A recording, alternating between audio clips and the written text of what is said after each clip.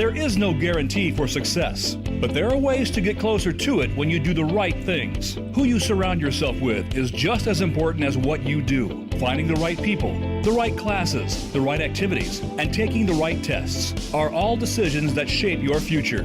Find out more today on Destination University with Dr. Cynthia Colon. Dr. Colon and her guests will give you the tips you need, whether you're a student, parent, or educator. Now, here is your host, Dr. Cynthia Colon. You're listening to Destination University, a podcast for college-bound teens and the parents, mentors, and educators who support them. If that is you, you are exactly where you're supposed to be. Let me give it to you straight. Research shows that a single-gender environment helps girls and women thrive. But what does that mean? What does that look like? And why should girl moms and girl dads care? Well, hello. That is what we are talking about today.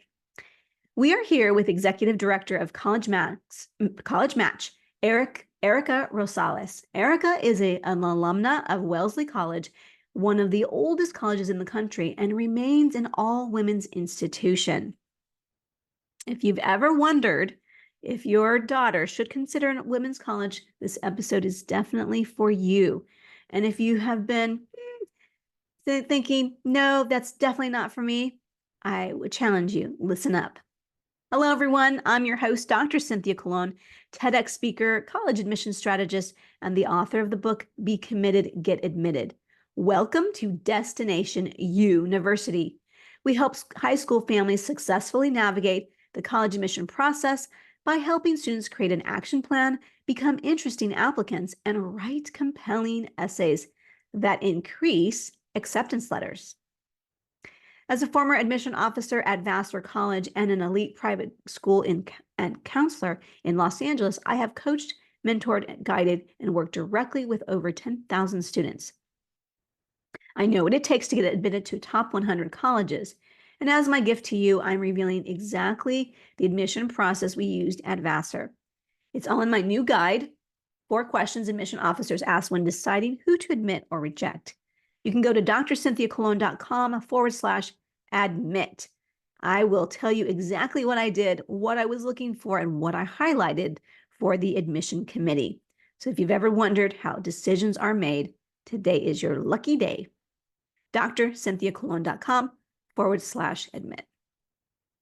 Okay, shall we get started with today's episode? Holy smokes, let's do it. Welcome, Erica. Welcome to the show. Oh, thank you so much, Cynthia. I am so happy to finally join you. We've been trying to get this on the books for a while. Oh my gosh, you guys. Oh gosh. Okay, so for full disclosure, Eric and I met through a mutual friend, but it took some time, I think, before we actually finally connected. And then once we did, we had so many things and people in common. That's right. Yeah, it did take a while, but I will say, I mean, I'm a person who looks for people's values, and I know we are very connected when it comes to our values and how we want to help students, right? Students and families go through this college admission process. So yes. Yes. And you speak, we speak each other's language, which leads to really, before we dive into the questions I have for you, as you know, share with everyone a bit about yourself, where you grew up, and then how you found your way to Wellesley and the college admission industry. Yeah, for sure. Thank you. And I think that's one of the places where we're connected too. A lot of similarities. So I am the oldest of 3 daughters, and my parents came to this country in the 1970s in search of the American dream. They wanted to give their family all the opportunities that they did not have in Mexico. So as the oldest of a family who does till this day, my parents do not speak English. I kind of became that translator, and not just language, but cultural translator too. My parents trusted the education system, and they truly believed that if I did everything right, which meant even in elementary school getting straight A's, that I would find a way to pay for college. And lo and behold, it actually did come true. So I always say I was very lucky that when I was a junior at Garfield High School, I was in a French 3 class, and a young woman in her 20s came back to talk to us about her experience at Smith College. Wow. Here I am, this junior who has this like big dream of going to college, but I don't know how I'm going to pay for it. And this young woman is talking about her life experiences, and obviously she's only in her 20s, and I believe she was a speech writer for some Democratic person. And she opens up my eyes to Smith, which is an all women's college. I had never even heard of that. I didn't know it existed. But for me, I grew up watching novelas, right? Channel 34, watching novelas. And I remember watching Muchachitas and these women in Mexico who went to internados and were surrounded by women. So I kind of like, for some reason, that's the image that came to my mind. And I thought like, wow, like I could have that kind of experience. Let me find out more about this. And this was in the 90s. I graduated from high school in 1985. So this is what, 1994.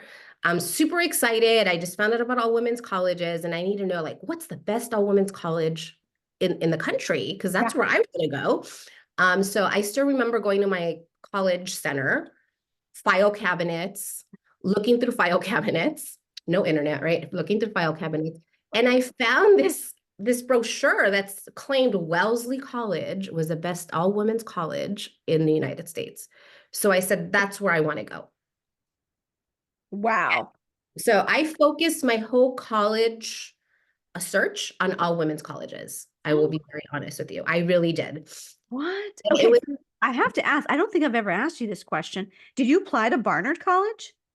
I did not apply to Barnard. Oh, I don't, okay. but I applied to Bryn Mawr. I did apply to Scripps, which was our local all women's college. Yes. Obviously, I applied to Smith. I applied to Mount Holyoke. I applied to Wellesley. Yeah. But I think I'm very unique in that sense. I don't know. At that young age, I knew I wanted something different. And I was coming from a huge high school. Garfield High School at that time was Yeah. maybe the second largest high school in the country. It was, we were on a track system. So I went to school year round. Mhm. And obviously it's co-ed, right? It's Mhm. your typical rah-rah football kind of high school. Had a great experience, but I wanted something completely different. And that's what an all-women's education claimed it would be, and it really was, right? I'm very grateful that that woman came to my French 3 class. I don't know, I don't remember her name. I wish I did. Wow. I want to thank her. It was that testimonial that got Now, me on this path.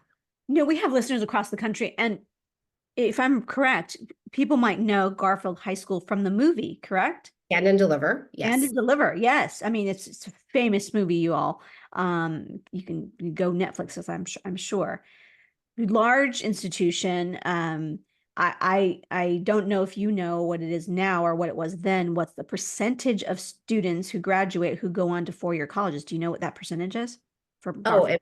it must have been super low. Like, I mean, I can count on my hand how many of us went to a 4-year college. Yeah. Like 10 of us. Yes. Wow. I mean, I'm amazed and already impressed. If you're not impressed by now, y'all, go get your cup of coffee, wake up and take some notes. That is pretty amazing. And you're right. You're not like a typical teenage young woman who would have all of the colleges on your list be all women's. Now, I will say, and we may hit on this a little bit later, there were many more all women's colleges when you were applying, and Yeah. many have closed since that time. Really, I think in the last maybe 10, 15 years. So all right, we'll get to all of that, all things women's colleges. So again, for full disclosure, I worked at Barnard College, which is where I discovered like, oh my gosh, this is a thing, women's colleges. And I just fell in love. I thought the women were superb and, just in every way. So just love having this conversation. Okay, so you just shared again how you fell in love and why this young woman who if you're out there and you know the story, tell us who you are, how you fell in love with an all women's college. Now, obviously, then you went to Wellesley, and Now I have to add, I never visited. So I did not visit any of these women's colleges. I applied blindly, and it goes opposite to what I do now. So, I mean, so I am the executive director of College Match. Yeah. And I have been working with College Match for 18 years now, growing this fantastic program. We are a CBO in Los Angeles. We serve about 30 high schools in Los Angeles. And our goal is to help high achieving students from low income communities get into selective colleges across the country with full financial aid packages. So we are looking at colleges like Wellesley, colleges like Barnard, colleges that really do believe in providing people an opportunity to change their lives, to have a transformative college experience. Mhm. And a big part of that involves investing in students. Like myself, I was a low-income kid, big dreams. There was no way my parents were able to pay for college. So when I applied to Wellesley, I also knew that Wellesley was a need-blind institution. Mm. Meaning that if I got in, they would give me all the resources that I needed to go. Once again, I think I was a very lucky teenager who had this information. And I went to Wellesley unseen. Wow. And I will say that when I was admitted to Wellesley, they offered me a fly-in. So I was already admitted in April, right? But it was my prom weekend and I did not want to miss prom. So I said, Wellesley, I'm going to go because I'm going to go, but I'm not going to go visit you beforehand. Wow. Yeah. And your mama, tu madre, she let you do that? Can you believe that? I feel so lucky. Yes, my mom cried a lot. Yes. But yes, my parents had promised me that if I got into college and got the money, they were going to support me. And they followed through on that promise. I mean, so many things, so many nuggets you just dropped. First of all, you guys, if you're taking notes, like I say, I always tell you, get your pad of paper and your drink of choice, you know, a nice drink of choice. Mine today is just water. But need blind means that the college will not have a gap. Like if to use a round number, $10,000 is the price tag for going to college, don't we wish? And your need is $9,000, they will fill all 9,000 and you'll just have to pay the 1,000. But if your need is 10,000, they'll fill that need. So need blind means that they'll fill the need. Need aware typically means that they'll get you as close to your need as possible, but they won't promise. The other thing you said is a fly-in. Do they still do fly-ins? They do, right? Well, they still do now. Now they do a lot of fly-ins for students who are in their between junior and senior year. Okay. So a lot of our students do take advantage of those fly-ins. So Okay. you get to go visit the colleges before you even apply. And I think you have to apply for that flying because it usually is a scholarship paid expenses. So you can do a fly-in that you can definitely Google that, you guys, at the schools of your choice. And this is great information for those of you who are current freshmen, current sophomores, because you want to have that extra time to search for that. Okay, so talk about the benefits of a women's college, because because of my work at Barnard College, it actually led me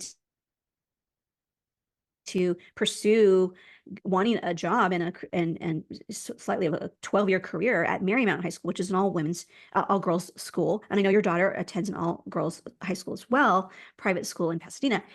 And it just made me enamored with that kind of environment where we know research shows that girls and women thrive. So can you just expand on that a bit? I mean, unpack that for the everyday listener. So when I talk to my students about an all women's experience, I rely heavily on my own identity as a Latina woman, right? So I grew up in East LA, and I grew up surrounded by what I used to think everybody was Mexican in East LA, right? So, I mean, I have found out that was not the case. So I will expand that to, it's a large Latino community. Yeah. But we can think of ourselves as disenfranchised or as, lacking resources. But the reality, the other part of it is that when you grow up in that community, you grow up being proud of who you are. So you grow up surrounded by people who look like you, act like you, talk like you, and it's empowering. It's Mm. and I didn't realize that until I went to an all-women's college, because now here I am in an all-women's institution where I will be very, very blunt and honest. When I first got there, that's the first time I ever felt dumb, right? So I was this young Latina girl in East LA taking all these AP classes. I felt super smart. I love my community. I know who I am, but I never really thought of myself as a woman, right? Like I breaking all these barriers, but I didn't think about that and didn't think about fortifying that part of my identity. Then I go to Wellesley, where no one looks like me, except we have one identity, right? We're women. So I was able to really focus on that identity and really become empowered in that and really learn that was a power, that's a superpower that Yes. we have. Um, and I Yeah. don't think that would have happened at any other co-ed institution, right? I think at any other co-ed institution, I would have questioned my intelligence, right? And that would have been connected to my ethnic cultural identity. And also on top of that, I would have questioned whether or not I was good enough, and am I not good enough because I'm a woman, right? And it's not until you're in a homogeneous environment that's empowering and it can tell you that it's not a deficiency, it's actually a power Hmm. Hmm. that you're able to grow from. Okay, you just blew my mind. Okay, also I interviewed just earlier today someone one of your colleagues who also went to Wellesley. I love smart women. I said this on that pod. Love smart women having good conversations. You just broke down and gave me a real benefit. So if you didn't catch what she said, let me sort of like even, because she's so smart. So identity and fortifying your identity, and we can usually only do that when we're in a homogeneous society environment. Love the analogy of being in a Latino community, which, oh, by the way, I'm saying I grew up in California, Southern California, so I just think all Latinos are Mexican, but there is diversity within that diversity, right? So yes, you're all Latino and you have that in common, and so you're like viva la raza kind of, growing up, whatever. And the identity of being smart, if you didn't catch that, I'm going to just say at where you were at Garfield, you were probably the smartest, if or among the top 3 students, in 1,000 people graduating or something. And then you go to an environment where, so you're a big fish in a big pond, but you go and you're now a fish in a pond, right? Because everybody's super smart, and that's the thing. And same thing. I went to work at Barnard when I was doing my internship while I was at Columbia. I was like, all of them are super smart. Holy smokes. And then the identity of being a woman. So that's very strong case for the later years. If you can take some of your transformational years and really solidify that you are smart and that you are female and you are empowered, that is going to carry the day. I'm guessing, right? I mean, would you agree? I would totally agree. Most definitely. So good, you guys. Yeah. And I think the other part of it, I mean, because we talk a lot about diversity, equity, and inclusion now, right? And this is something that was not being talked about back in the 90s. At least we didn't have the language for it. Right. The other thing I hear, and I'm glad like this new generation has the language to question these things, because the other thing I hear a lot is the term imposter syndrome, right? Oh. So now when I think back to my experience and feeling dumb, I'm like, okay, that's imposter syndrome. But now I have the language for that. But what I don't want young people to feel is that it's like something they need to avoid. Like, I feel like you have to go through that imposter syndrome. Mhm. Everybody does a little bit, so Mhm. that you can get to success, so you can get to who you are meant to be. And that is the person who's going to help transform the communities that we want to transform. Mm. So good. So, so good. Oh my gosh, you guys, I hope you're taking notes. Okay. I'm going to slightly pivot, but not, I mean, stay staying on the Wellesley thing. I'm just curious because I am one, I love pomp and circumstance, traditions, things like that. I can't remember all the, at some point I Googled a bunch of the traditions from the Ivy League and the sister institutions. So is there any kind of cool thing about Wellesley that you would share with us? Like some tradition or just something a memory that still sticks with you? Well, one thing that still sticks with me is Flower Sunday. So we are really big on building this sisterhood, siblinghood, and it starts early on. So Oh, when you get to Wellesley, you are given a big sister. And I don't know what the new terminology, maybe it's not when you a older sibling. And then there's this big Flower Sunday. You get flowers, you go to a ceremony, there's step singing, so you learn songs. So that's something that sticks with me because that was so crucial for me. I didn't know anybody at Wellesley. yeah. I really I had never been on a plane. My parents didn't take me to college. I really put all my stuff in two luggage pieces and flew on a TWA plane. TWA doesn't even exist anymore. And I got there and I depended not just the staff and professors, but on these older students Mhm. to be my mentors. Mm. And it was once again just thinking back to the institution and the traditions. It's just part of it, and that's what those traditions help foster. It's mentorship, really. I'm just thinking of it. Have you ever read the book A Darker Shade of Crimson? I have, yes. Yeah. It's been That's a a, while, but yes, yes. yeah, no, that's another episode. But what it means to basically be sort of a Latino and or Latina going into one of these kind of elite schools and what that's like. And so that book popped into my head. I read it when I was in graduate school, but also I'm just thinking, I was wearing my wool coat when I was living in New York City. I was wearing my wool coat in October, and they said, "What are you gonna wear in December?" So yeah, I'm just, you have to, someone from California like us, you have to have all the things. So, but it's fun. It's fun to have matching scarves and gloves. It's fun. I've been dying to ask, I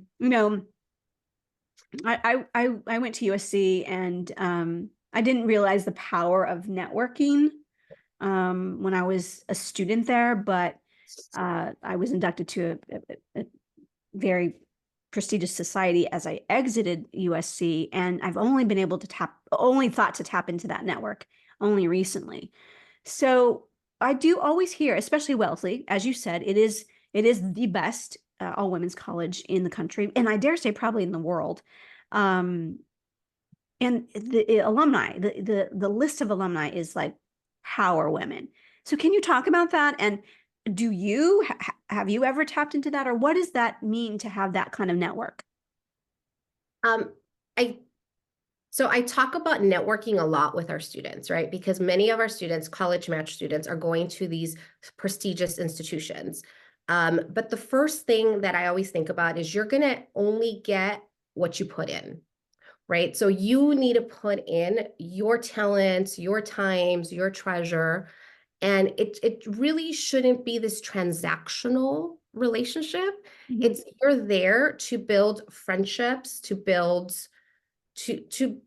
a family. Like that's, I guess to me that's the equivalent. Sometimes when I go on my walks is like, how do I explain this to my Mhm. students, right? And Yeah. I think back to being in East LA, and it's like you need a plumber, you need a mechanic, you tap into the people you know, right? Well, So and even now, like when I need something for my house, it's like I'll call up my dad, like, hey dad, who do we know? So I think that's the same way. Like if I'm gonna give somebody business, like right, there's new things that come up as you become a professional, first generation professional. You need a banker, you need somebody to help you with your life insurance. I'm going to tap into my Wellesley network, right? Just because yeah. I know what kind of education I got. I trust that. I know I'm a competent individual. So that's who I'm going to, but you have to foster that, right? You have to cultivate it. So Mhm. how do you do that? Wellesley has a great alumni network who ensures that we have a local alumni base where you can go to the teas, you can go and take part in conversations, you can listen to professors. And once again, you have to participate. So have I tapped into my, for sure. So College Match is a nonprofit. One of my board members is a Wellesley alum who I met. We didn't go to school together. She's actually older than me, but I met her through some other, some other spaces. And when I think, one of my really dear friends, Catalina. So when I need some expert advice, I'll give her a call. And then sometimes when I have reached out to people who I don't know, who are not part of my immediate network, but I know that there's that Wellesley connection, I will use that and I will say like, hey, Wellesley alum, and people will answer your call. People will answer your question. So but you can't be afraid to use it. Right. I absolutely agree. And I'm glad that you sort of brought in this conversation about just networking in general, because, I think the first generation to college students may not really understand. Again, I'm speaking for myself, so I don't want to speak for anybody else, but like, I didn't really know, like I often will say to parents, because, right now the cost of college is tremendous. It's a tremendous expense. And I think back then I would have done anything to go to USC, sign any documents and sign any loans. And I don't know that I would do that today. However, I do say to parents, you're not paying for the diploma. You are paying for who your daughter or son is going to sit next to in the dining room, who they're going to dorm with, or who, and who those people become later. It's the network of people that they'll spend 4 years with. So, and then some days I really believe in that, what I'm just saying. And some days I'm like, oh my gosh. But just, you guys, if you're listening, just think, I'm going to just rattle off, you chime in. Madeleine Albright, Hillary Clinton. I know from Vassar, it's not it's co-ed now, but it's one of the original Seven Sisters. Meryl Streep. Who are some others? List them. Diane Sawyer. Oh, yes, girl. Yes. I'm blanking now, but like I'm gonna bring up some of my people, like Dolores Arredondo, great alum, Wellesley. She's on the board of trustees at Wellesley. Liani Arroyo, who Mayra de la Garza, and all these are people who are working for government or for other institutions, up and rising. But I go back to you need to use it. So you can't just go there and sit there and not talk to, because right now when you were saying like who you're going to sit next to, make those connections. Correct. And it's scary, especially if you're a Latina coming from East LA, because a lot of these young people know each other already. They've been part of each other's networks for a while, right? Because they've been to summer school together. They've been to the same boarding schools. So it's kind of like you're breaking into this network. And yeah, I mean, we're being completely honest and candid right now. It's not every day, you guys. So your colleague, your friend and fellow alumna, Catalina, she had the privilege of going to a boarding school. But she has similar background to you and I, where she grew up in Boyle Heights, blah, blah, blah. But she was then placed in this boarding school, an elite boarding school that any college in this country knows, and almost everybody. It was almost a given that she would end up at a place like Wellesley. Whereas for someone like you or I didn't end up there, but you did. It's very different. So the path is very different. And the number of people who come from backgrounds that are public school from the cities or the underserved areas that we come from are very few and far between. So you're right. So I don't want this to be lost on anyone listening. It is breaking through a barrier to even get to one of these institutions. And as we talk about with my company and what we do, we help students, public school students and Catholic school students, get access to top 100 colleges. What Erica does as the executive director of College Match, that's what they're doing as well, trying to get people to like Erica, a seat at the table. Right. So if you have the opportunity to have a seat, take advantage is what she's saying. Take advantage and tap into that network. Oh my God. Okay. Oh gosh, I could go on. I'm gonna ask you the final question, which is, well, I skipped over a question. I don't know if you wanted to answer that one. The biggest misconception of all women's colleges. I mean, we sort of danced around it. There have been a number of women's colleges that have closed. Yes. So there are many fewer than there were back when we both applied to college. So can you just say a few words about that and what do you think the future of women's colleges is?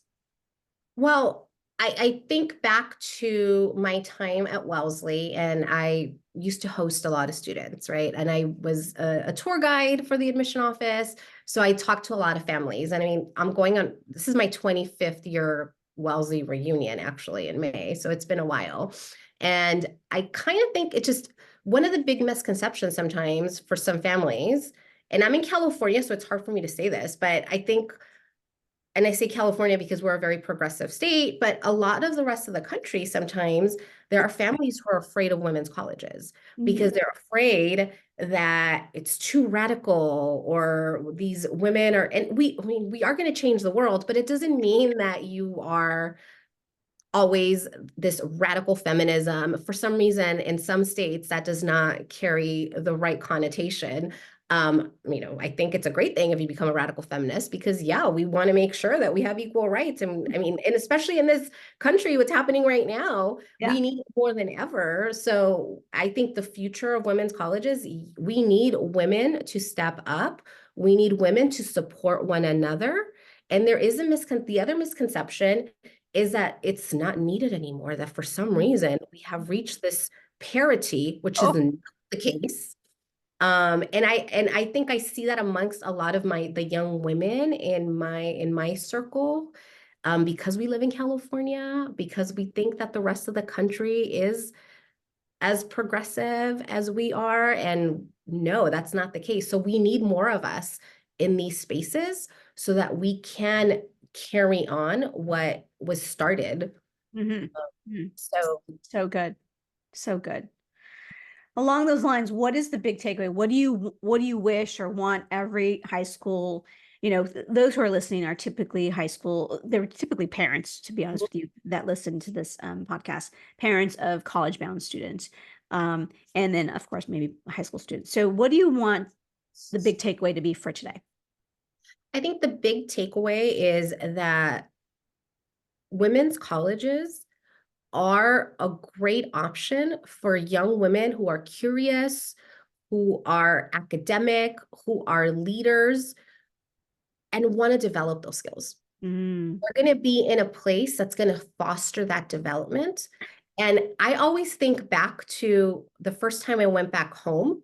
I have two little sisters, but my little sister who's 2 years younger, I remember her telling me like, oh my gosh, Erica, like I used to think you were a leader. You came back that winter. Now I know what it is to be a leader. She's like, I saw it in every part of your demeanor, how you carried yourself, how you ordered things, what you expected of the world became greater. So I think you can develop that in a place that is going to foster that. These places want our young women to come out and be those leaders of and leaders of whatever it is that you want to define, right? Leaders of your family, leaders of a city, whatever it is that you want to do. And I think that's what true leadership is, that you can be introspective, know where you want to make an impact in the world, and you're going to find the support for that. Okay, the title of today's episode is three reasons you need to consider a women's college. So I would say, and see if you agree, based on what you said today, I would say strengthening your identity as a woman, strengthening your identity as a smart person of the world, and the network slash stepping into your leadership because of the network that surrounds you and lifts you up. So those are the three I would say. What would you say? I agree with that. Yes. Yeah. Yes. So good. Okay. Oh my goodness. All right. Well, let me just do a little wrap up. Just hang tight, and then we'll wave goodbye. You guys, this has been so great. I just love, as I said in the other episode, I just love hanging out with smart women. Just changes my life. Okay, that is all we have for you today, my friends. Thank you for tuning in to Destination University. I'm Dr. Cynthia Colon. If this episode has in any way helped, fueled, or inspired you, please share this episode with 3 people in the next 30 minutes. And I mean, how could it not? Hello, Erica is inspiration by herself. You can subscribe to Destination University wherever you get your podcast. And while you're there, leave us a review because it helps other families find us just like you and become informed and empowered families across the nation. Once again, if you found value today, please share this episode with 3 families in the next 30 minutes. I'll be sure to see you next week, same time, same place. Until then, wherever you are, may you have a happy and sunny day. Bye for now. Bye. Hey, thank you so much.